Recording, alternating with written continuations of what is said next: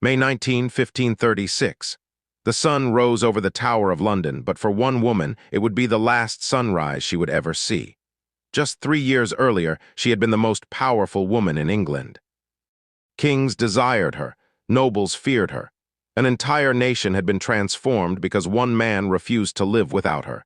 Yet now she stood accused of adultery, treason, and even incest.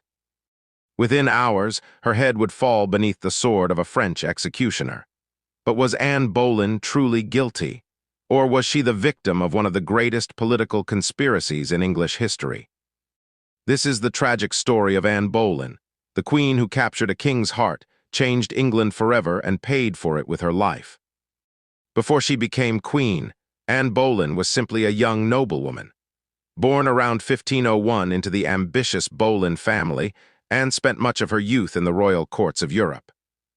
Unlike many women of her era, she was highly educated. She spoke several languages. She understood politics. She was intelligent, witty, confident, and remarkably charismatic. When Anne returned to England, she quickly attracted attention at court. But no one could have predicted that she would soon capture the attention of the most powerful man in the kingdom. King Henry VIII. At the time, Henry was married to Queen Catherine of Aragon. Their marriage had lasted for more than 20 years, yet Henry desperately wanted a male heir. Catherine had given birth to several children, but only one survived, Princess Mary. Henry became convinced that God was punishing him for marrying his brother's widow. Then he met Anne Boleyn. Everything changed. Anne was different from other women at court. She refused to become Henry's mistress. Many women might have accepted the king's advances. Anne did not. Instead, she demanded something far greater: marriage. Henry became obsessed. He wrote passionate love letters. He showered her with gifts. For years, he pursued her relentlessly. But there was one major obstacle. He was already married. Henry appealed to the Pope, seeking an annulment from Catherine. The Pope refused. What followed would shake Europe. Rather than accept defeat, Henry broke away from the Roman Catholic Church. He established himself as the head of the Church of England. An entire religious revolution began because Henry wanted Anne Boleyn as his queen. Finally, in 1533, Anne got what she had waited years for. She married Henry VIII. Soon afterward, she was crowned Queen of England. It seemed she had won everything. But in reality, her downfall had already begun. The expectations placed upon Anne were enormous. The entire kingdom expected her to produce the son Henry desperately wanted. The future of the Tudor dynasty seemed to rest on her shoulders. In September 1533, Anne gave birth. But the child was not a son, it was a daughter. Her name was Elizabeth. History would later know her as one of England's greatest monarchs, but Henry was disappointed. He still wanted a male heir.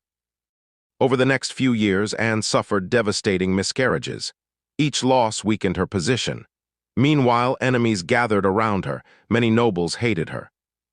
Supporters of Catherine of Aragon blamed Anne for England's religious turmoil.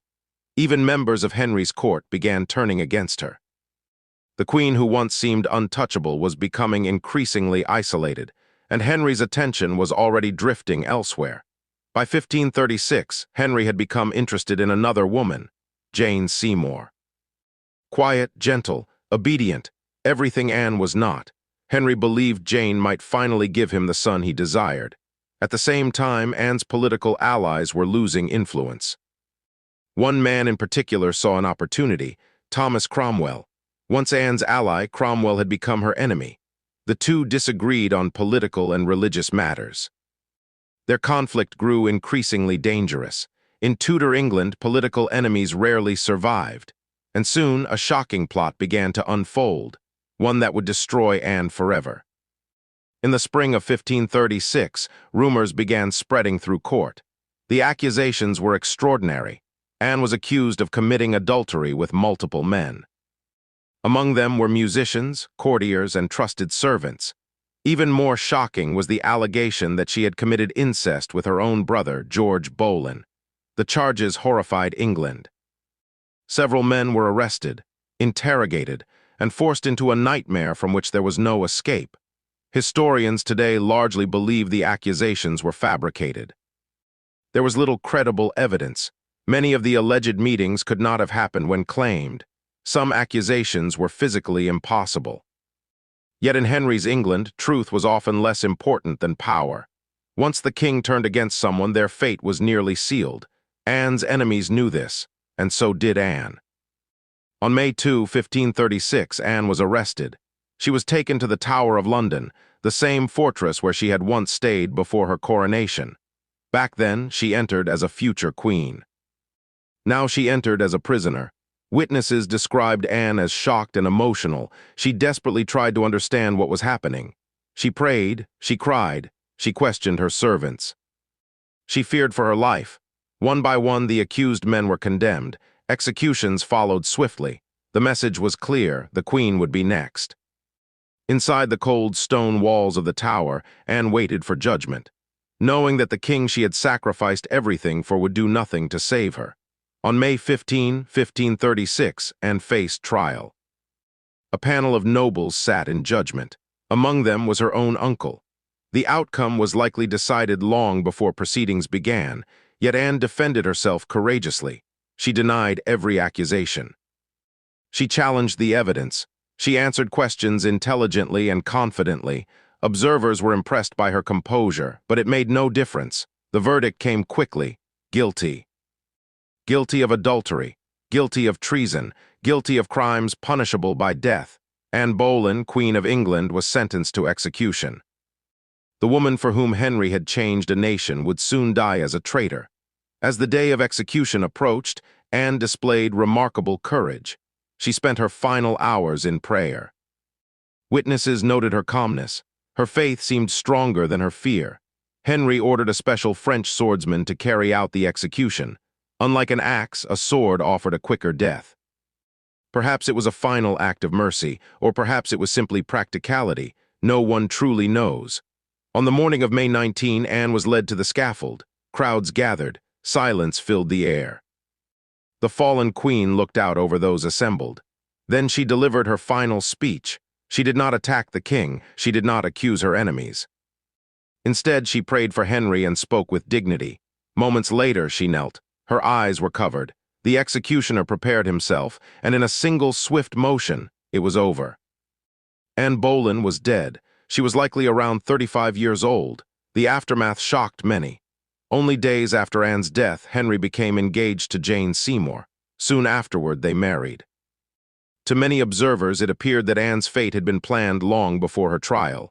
The king finally got what he wanted: a new wife, a fresh start, yet history would not forget Anne.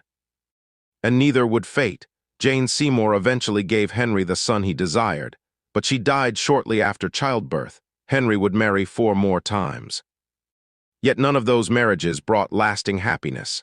Ironically, the child Henry once viewed as a disappointment became one of England's greatest rulers. Elizabeth I. Anne's daughter. She ruled for more than 4 decades. Under her reign, England experienced cultural growth, military success, and increasing global influence. Today, Elizabeth is remembered as one of the most successful monarchs in English history. In many ways, Anne's greatest legacy was not her queenship. It was the daughter she left behind. The daughter who proved that a woman could rule as effectively as any king. Nearly 5 centuries later, historians continue debating Anne Boleyn's fate. Was she guilty? Most modern scholars believe the charges against her were either exaggerated or entirely fabricated. What remains undeniable is that Anne changed the course of history. She inspired a king to challenge the authority of Rome. She played a central role in England's religious transformation, and through her daughter Elizabeth, she helped shape the future of a nation. Her story is not merely a tale of power and politics. It is a story of ambition, love, betrayal, and the dangerous cost of living at the center of a king's desire. Anne Boleyn lost her crown. She lost her freedom, she lost her life, but she never lost her place in history. And that is why, nearly 500 years later, the tragic execution of Anne Boleyn remains one of the darkest and most fascinating chapters of Tudor England.